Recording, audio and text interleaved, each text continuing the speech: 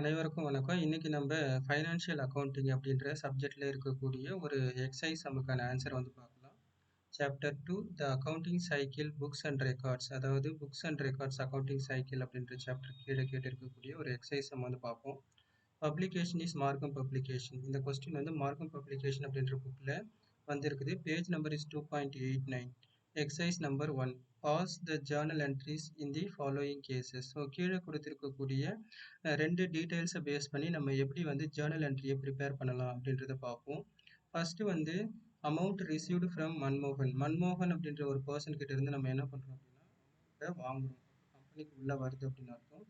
Discount allowed. அப்போ நம்ம வந்து அமௌண்ட்டை வந்து வாங்குறோம் அப்படின்னா we are giving the discount to him அப்படின்னு அர்த்தம். நம்ம தான் வந்து என்ன பண்றோம் அப்படின்னா அவங்களுக்கு டிஸ்கவுண்ட்டை கொடுக்குறோம்.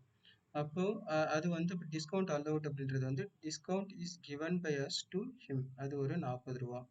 அடுத்தது வந்து second journal entry amount paid to Anand. நம்ம ஆனந்துக்கு ஒரு அமௌண்ட் கொடுக்குறோம்.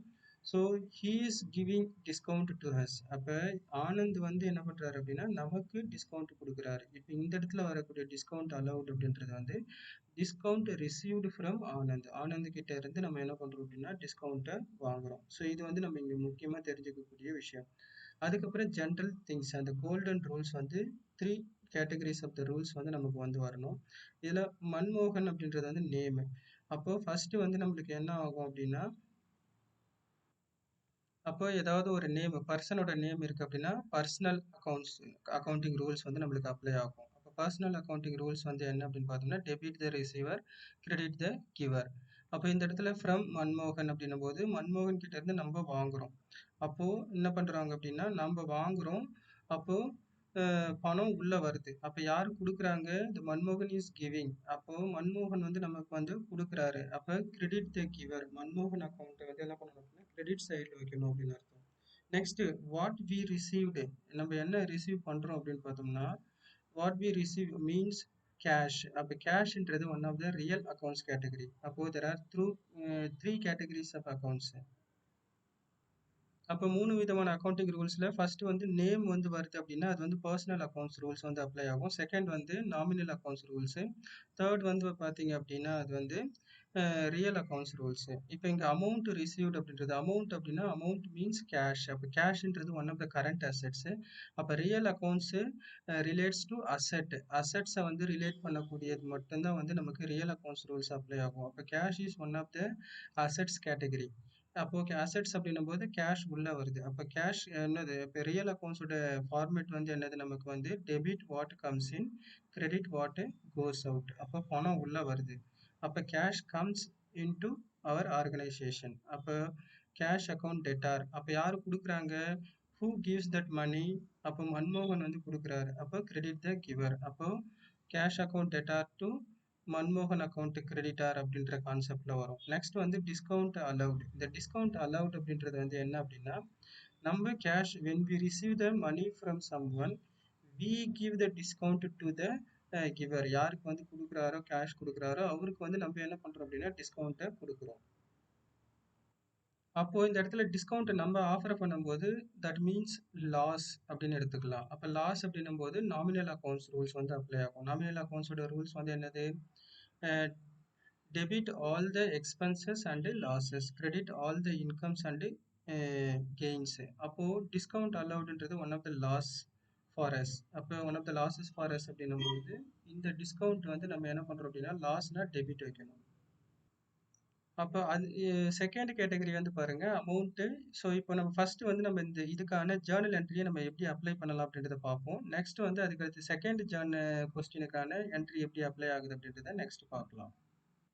So as I said earlier, ஏற்கனவே சொன்ன மாதிரி தான் அமௌண்ட் ரிசீவ்ட் அப்படின்னா அமௌண்ட்னா கேஷ் உள்ள வருது. தேர்ட் அக்கௌண்டிங் ரூல்ஸ் வந்து அப்ளை ஆகும். அதாவது ரியல் அக்கௌண்ட்டோட ரூல்ஸ் வந்து அப்ளை ஆகும். அப்போ டெபிட் வாட் கம்ஸ் இன். அப்போ cash comes to our organisation. அப்போ கேஷ்ன்றது one of the real accounts category. அதாவது அசெட் எல்லாமே ரிலேட் பண்ணுறது தான் வந்து ரியல் அக்கௌண்டிங் ரூல்ஸு. அப்போ கேஷ் வந்து உள்ள வருது. அப்போ கேஷ் அக்கௌண்ட் டெட்டார். அப்போ டெபிட் வாட் கம்ஸ் இன் அப்படின்ற ரூல் அப்ளை ஆகும்போது கேஷ் உள்ள வருது. அப்போ கேஷ் அக்கௌண்ட் டெட்டார். நெக்ஸ்ட் வந்து மன்மோகனுக்கு நம்ம என்ன பண்றோம் அப்படின்னா நம்ம அவர்கிட்ட இருந்து நம்ம வாங்குறோம். அப்போ ஹூ இஸ் கிவிங்? யார் வந்து அந்த கேஷை கொடுக்குறாரு அப்படின்னு பார்த்தோம்னா மன்மோகன் இஸ் கிவிங்.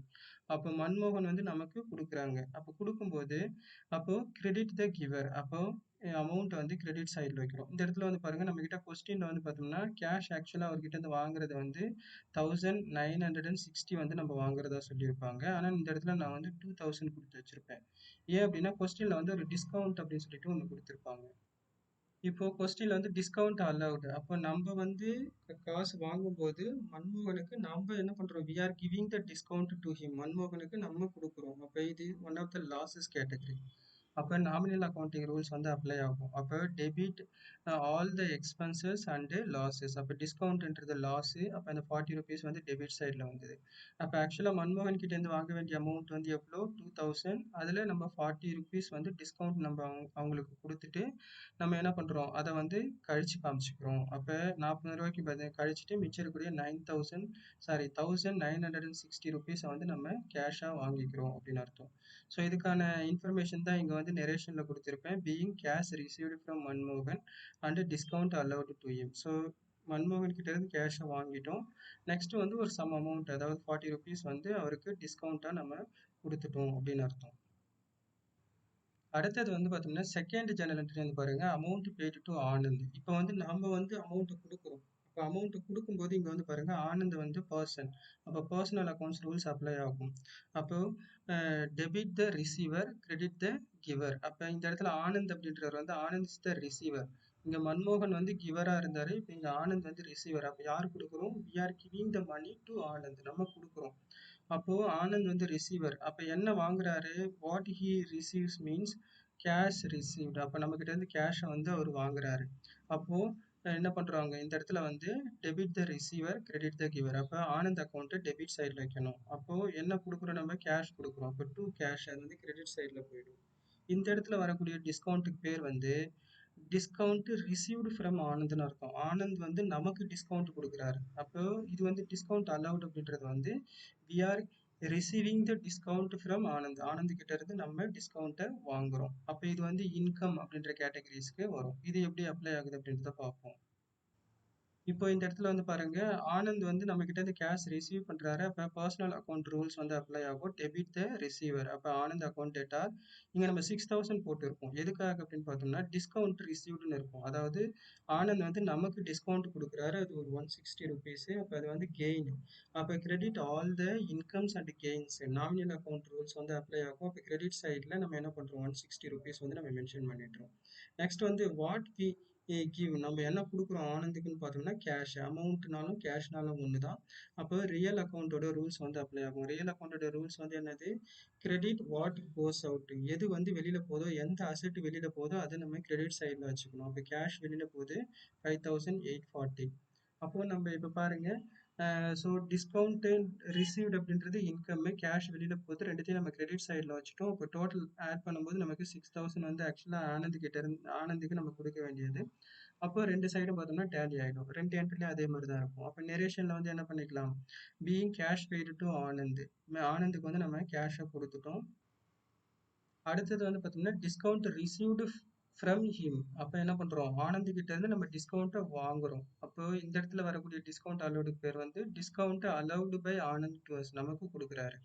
அப்போ இது இன்கம். அப்போ கிரெடிட் சைடில் வச்சுட்டோம். நெரேஷன் வந்து being cash paid to Anand, discount received from Anand. That's all. அவ்வளவுதான்.